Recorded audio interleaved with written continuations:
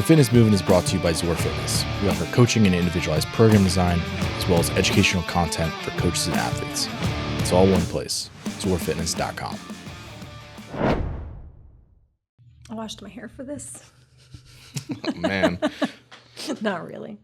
Yesterday was hair wash day, though. It's not every day for me. Apparently that's healthy. Huh? That's why I do it.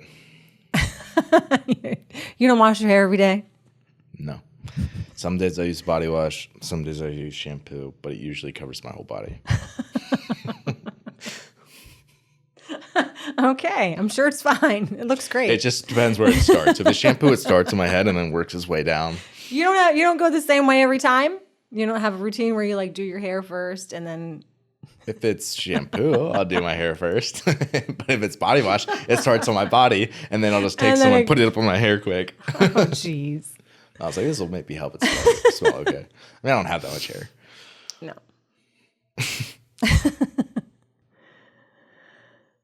Anyway. So. Yeah,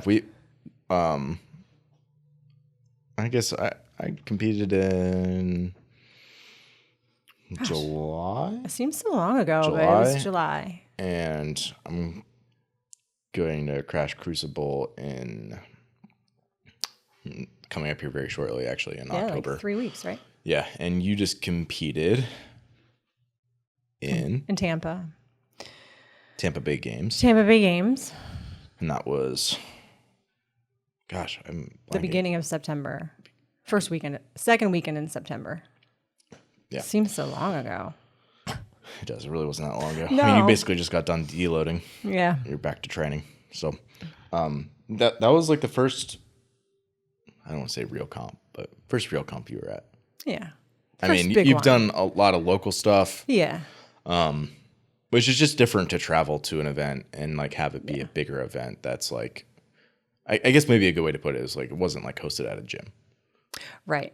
Right. Like a lot of the competitions that people do are like in-house comps or local stuff where it's hosted in a gym and versus like a convention center or like a facility that's like set aside for that competition. Yeah. Which Crash is one of the few that's kind of like a high level competition that's in a gym. It's kind of unique in that way.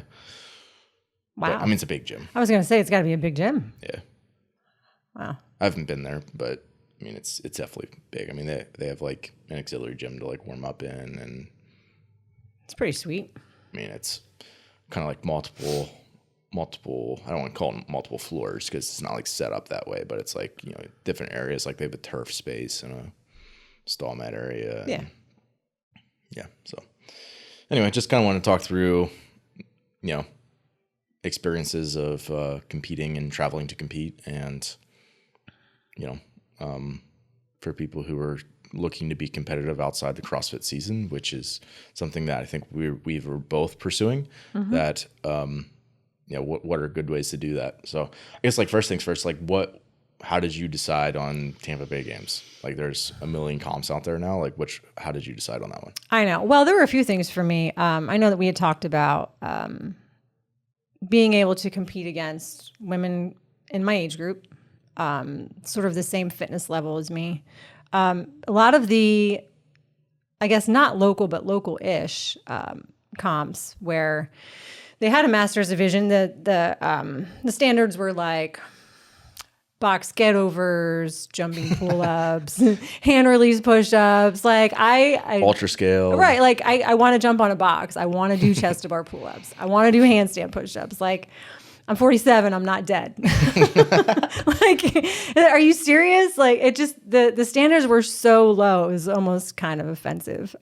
So I just kind of looked. You actually sent me a bunch.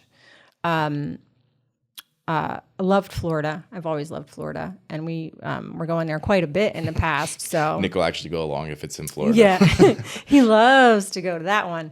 But I just I found the standards to be something that were challenging, and I would have to push for, and it would just be a fun atmosphere. So that's kind of how I chose that one. Wanted to be on a big floor, the big rig, like all the people, the whole experience of it. So it was really fun. Yeah. Yeah. I mean, there are so many good options that it's just sort of like pick one that it seems like it would be fun to go to. Yeah. Like, I think that's kind of like the biggest thing is like, if you're not a professional athlete, like, don't care if it's, you know, I don't even know what, like, I guess like most things people think about is like, you know, who are they competing against and like the prize purse. And it's like, Right. that shouldn't really, I mean, unless you're like, oh, I'm definitely going to win this. Right. Which again, like if it's a competition that actually has any sort of a prize purse and you think of that, you're probably like a games athlete. Right. Right. Because like there's going to be obviously a lot of other people are in the same boat. Sure. So, yeah, it's just like, you know, what would be a good experience that would push myself a little bit, continue to like set a interim goal for me of like allowing myself to continue to like push the envelope in training. Yeah. Have a good date on the calendar and then like travel somewhere that's cool to a well-run event and have some fun with it. Yeah. A date on the calendar has always been good for me, just to have something to work on, something to stay focused. I think I do pretty well in general with staying focused as a whole, but just to have something to work towards and to look forward to. Yeah, it's different training for, say you're training for like the 25 CrossFit game season, so like opening quarters. Yeah. It's like, it's really hard to train for that when you're in August. It's so far. Yeah. Yeah, it's so far away. Like so long in between. It's like, yeah. Yeah. It's frustrating. And like, I guess maybe compared to if you're like, you're just not going to bring the same intensity that you would to a training piece if it's, you know, in February, right? Early February versus, like 6 months away or something. Right? And even it's just not, like the fact that it's like right there, makes it like, okay, kind of have to push and get ready for this, and then like mentally you're just kind of like gearing up for it, so it's like easier to do that too in a way. Sure, and typically you know the events, so you can just really like fine tune things, get excited for it, try it out. Yeah. Yeah, that's definitely one of the things that's a little bit different for most in-person events is that they release the events ahead of time to kind of like create hype around it, and like depending on the event, like maybe drive signups as well. So you might have the events over a month ahead of time, which is very different. You could completely alter all of your training around that if you wanted to. Yeah, and it and that's maybe really nice. It can be nice. Why would it not be? I don't love training for events that I know for like weeks ahead of time. Why? Because you just do the same things again and again. Oh, I know. I just got done doing that. Yes. I was like, I don't think I've ever done that. Like, I think that some of the smaller comps that I've done locally, we did a little bit of that, but this was like 6 weeks of literally doing the same movements in different combinations, in different time frames, in different reps. So I was like, oh my God, I got to ride this bike again. Oh, I gotta do these thrusters again. But I liked that though. Like you know, each week that I had to do it again, I tried to do something a little bit better. So I liked it. Yeah. I mean, you kind of have to find purpose in doing the same things again and again. Right. Like you have to find a way to improve it or to, you know, work to find different techniques that you could use or to clean up things or to, you know, make transitions a little bit quicker, like little things like that. Otherwise you're just kind of, for me, drive yourself insane a little bit. If you're just like, here we go again, another high effort piece of, you know, devil's press and echo bike. Here we go. So fun. Yeah. And then I think maybe the other thing for you is like, this was sort of the opposite time of year, is like almost like 6 months away from when you'll compete in like the game season. So it was kind of like a good off season.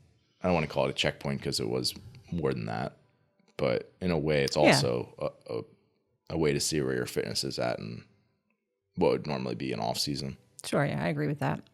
Yeah. Yeah. Did you have any like expectations when you were going into it? My first expectation really was to have fun. Like I said, I'd never done anything that big before and that, you know, to that extent. So I really just wanted to go have fun with it. do the best that I could, obviously, but I didn't want to be last and I wasn't last. And so those are my things. I'm like, have fun. Don't come in last. And it used to be, don't cry. There was no crying. I didn't even, I mean, I had a great time. So it was really a good experience. The bad comp if I cry. Yeah, it's happened before. It's been just like, I went in, it was a long time ago. I went in like with all this hype and all this, like I had myself so worked up and I was outside crying halfway through. It was terrible. Yeah. Yeah. Yeah. I mean, even like you can, even if you didn't have any expectations for like placing or things like that, like you still end up creating expectations based on like how training went leading up to it. It's like, yeah, okay, this is how this felt, and this was my training times, and like it's easy to like beat yourself up if you didn't like at least match that. Yeah. But it's tough too. Like the atmosphere is totally different and the setup is different. And you're in your home gym and you don't know what the lane is going to be set up like, and you don't know how high the bars are going to be. And so you can't really expect to perform there exactly the way you did here because you're just not gonna. Yeah. And that's like one of the big differences between like a qualifier and an in-person event is like if you're preparing for qualifiers, it's like you do the 24.1 triangle or 24.2 triangle, right? Mm-hmm. Row, deadlift, double under. It's like you just put everything as close as you possibly can and transition real quick. Zero transition time. Exactly. Whereas like if you have an in-person event, like likely you're going to be in a lane. So like you're going to have to advance. Mm-hmm. You're probably going to have to like move a barbell or dumbbells down the lane to signify where you're at. Maybe you'll have to move a chest piece. Likely like the bars are set for tall guys and you have to jump up and try to reach them. Like maybe you have to use a crash pad to get up or like a little J-cup thing. Bad. Yeah. That was a nightmare. That's the only thing that I wish I had been better prepared for. But I mean, you just never know. Yeah. You never know. So like starting your kip is way different coming from a complete dead hang because you have to like climb up. Yeah. Every single time. And then every time you drop down, it's like falling off a cliff. Like you're so high and it's like so much energy to drop. It was something, but I just kept chipping away at it. You just keep getting back up. There's nothing you can do. Yeah. Yep. And there's always little quirky things like that. That equipment is different than what you have at your gym. Mm-hmm. I mean, even stuff you've never used before, like the tank. I was like, I had no idea what to expect. Yeah. That ended up being really cool, but like, man, I sure hope I get to try one because I've never pushed one. Yeah. So. And that kind of stuff can also be like, it's fun, but then it's also like kind of stressful because it's an unknown. Yeah. So it's like, it's fun to get on new implements or, have new experiences like, a beach run or, like random things like that like have come out in a lot of competitions. It's like fun and different, kind of unknown, but that's also like what a big chunk of the appeal is, I think. Yeah, for sure. Yeah. Like bottom line is you're going for the experience. Mm-hmm. So it's like, you gotta find a way to enjoy it and at least, just be aware that things aren't always going to go perfectly to plan. No, especially the warm-up area. You just never know. Like that was, I mean, if it's so congested, it was outside, it was 100 degrees, like 100% humidity. And then you go inside and you're freezing because the air conditioner is cranked. But yeah, people are, pushing and shoving. There's only so many barbells. And it's like, well, are you going next? Are you in this heat? Because I'm in the next heat. I'm like, go ahead. It's like all yours. Yeah. It was pretty intense out there. So, did you have any like judging debacles or anything? Was that judging pretty good? No, I gotta say the judges were pretty awesome. They were pretty fair. I mean, I got no repped when I should have gotten no repped, and they understood the movements well. They knew what was going on. They were pretty fair. So they could count double unders. There were no double unders, so thank God for that. Oh, Ben. If I ever lose a workout with double unders, even if it has heavy clean jerks and I shit the bag on them. It's my judge was probably counting wrong. Point taken. Got it. Yeah, no, the judges were great. Everybody there was really awesome. Yeah. You think you're gonna do another one? Oh, for sure. Yeah. I would do that one again. Yeah. But boy, once you do one, they all start popping up in your algorithm and it's like, oh, look at this one. Oh, look at this one. Oh, I have this many months to the open. I could squeeze that in. Yeah. There are quite a few out there, but again, it's like you can only travel so far and so many times. So that one was a really good time of the year. School had just started. Not a lot was really going on at home. So it was definitely more feasible, but yeah, I'll definitely do another one. Yeah, I think, for people who are, even if it's somebody like, they're like, oh, I wanted to make it to, Masters CrossFit Games, or I want to make it to a semifinal, but they're not there yet. Like, getting some in-person competition experience is like, it'll keep you engaged. Oh, for sure. Where it's like, if you're only doing qualifiers online, I've been there, and it's not very fun.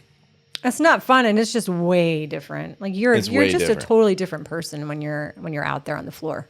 Yeah, and so like, it'll give you good like in-person competition experience, and by the nature of it, I think it keeps you a little bit more engaged than if it was just, the open is coming sort of thing. Yeah. Especially now that it's like you have to go through so many stages, and like even a good chunk of the in-person events have qualifiers to them now. So it's like, yeah, it's almost like the qualifiers in my mind is like, now this is becoming like a necessary evil to like get to like the in-person events that like you actually want to do. Did you have to do one for Crash that's coming up? Yeah. Okay. Yeah. So like they send invites to, I think it's like automatic invites. I could be wrong, so don't quote me on this, but I think it's like automatic invites for maybe like the top 20 people in like each semifinal or something. Okay. Automatic ones to games athletes, and then like they have a qualifier that 10 people qualified out of. And I think that might have changed based on how many people accepted invitations. So yeah, it was the events are pretty sweet. I'm really looking forward to it. So yeah, they look tough.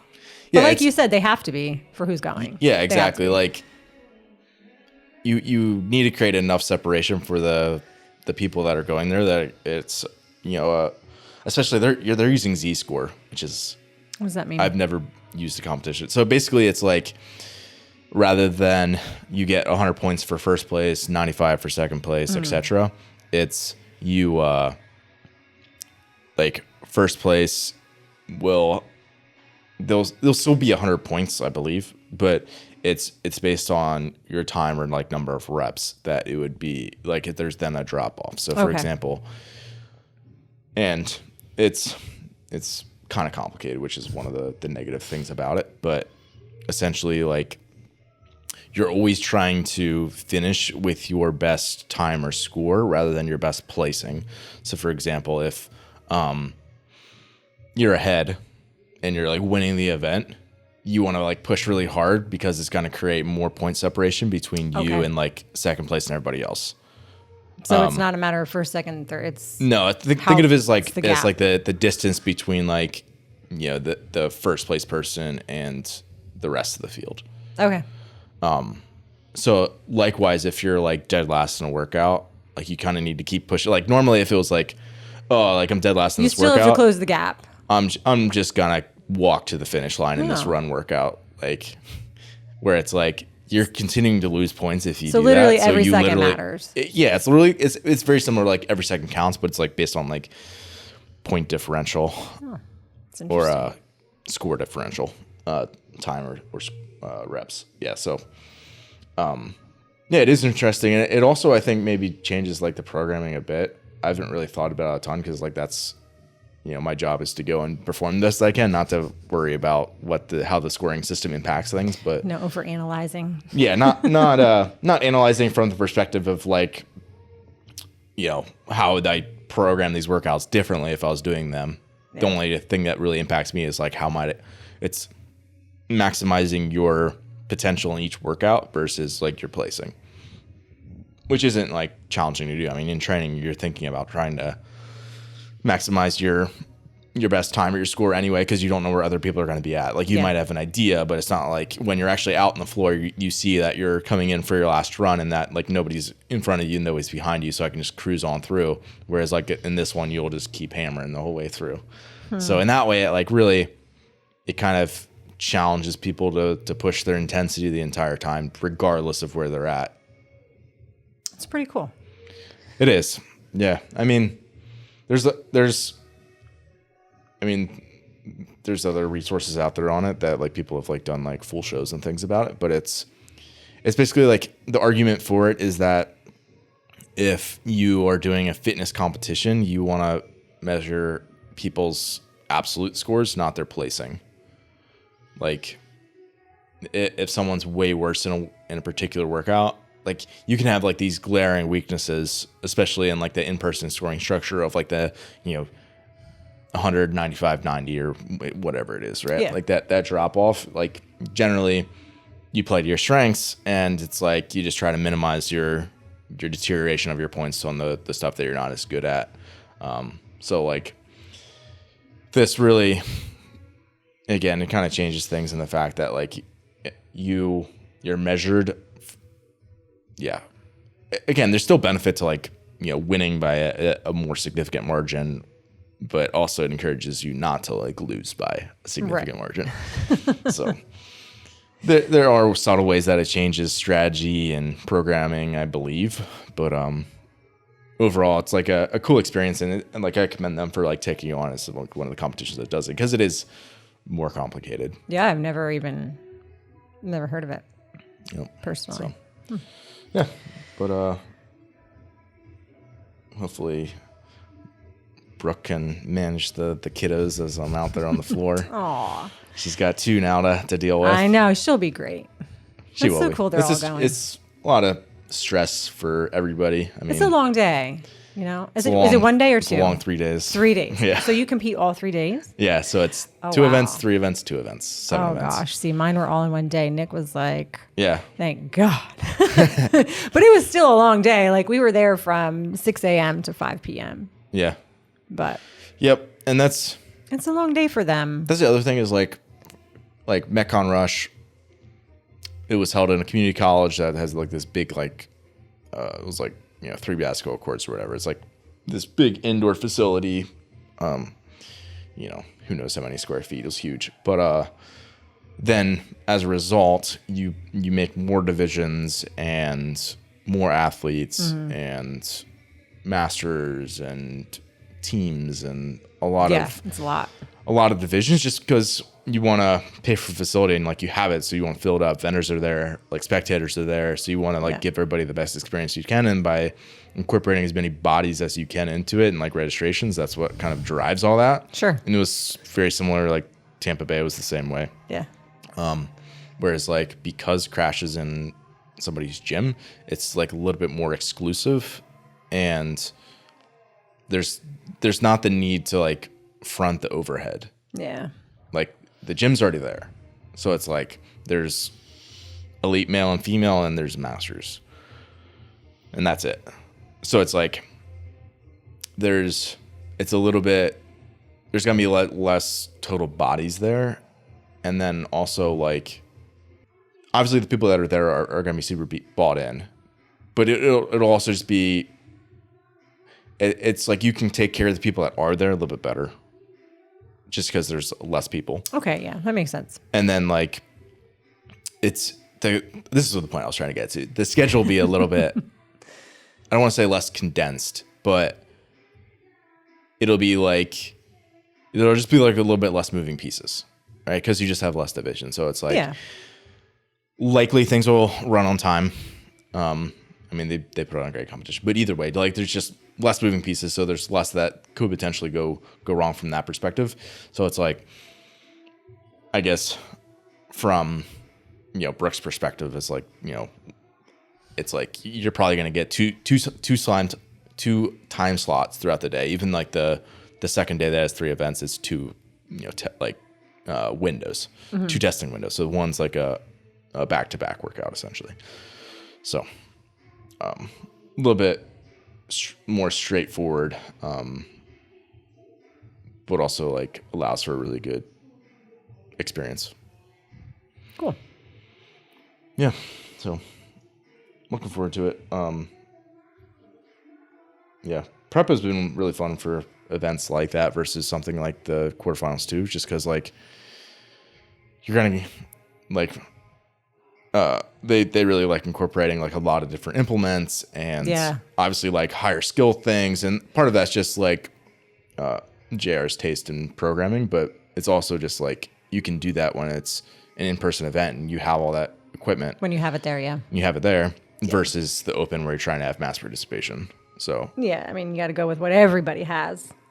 Right. Versus like this is like almost the opposite. It's like it's fun to like do stuff that people like normally and not only that, but then it's like stuff that like other people don't have access to, and like that's like its whole thing. Yeah. Right? Like that was it's like a whole one of the element. big things for like the games was like I feel like this was like Dave's thing in particular was like he was always trying to get like a new implement to use that was like different. Whereas like Boz like used much more like movement, like little twists and variations, like pullovers and stuff like that. Whereas like Dave was like, we're gonna give you the snail or the alpaca, or I guess that was Boz's idea, but I'm trying to think of other examples. The pegboard was even one. They just had like so many like they would build an obstacle course or do things like that, right? Just for the not only like still effective test of fitness, but it was intentionally something that people wouldn't be able to do otherwise. Like like they didn't test it. They didn't have a chance to test it. Right. Yeah. Like the swim bar muscle up workout from I don't even know when, 2013 or something, 2012. I mean, that's a great example. It's like nobody's done that before because no one's got a rig next to a pool. Right. So it's like, but that's so cool to be able to do that. So very creative. Yeah. So I don't know. Yeah.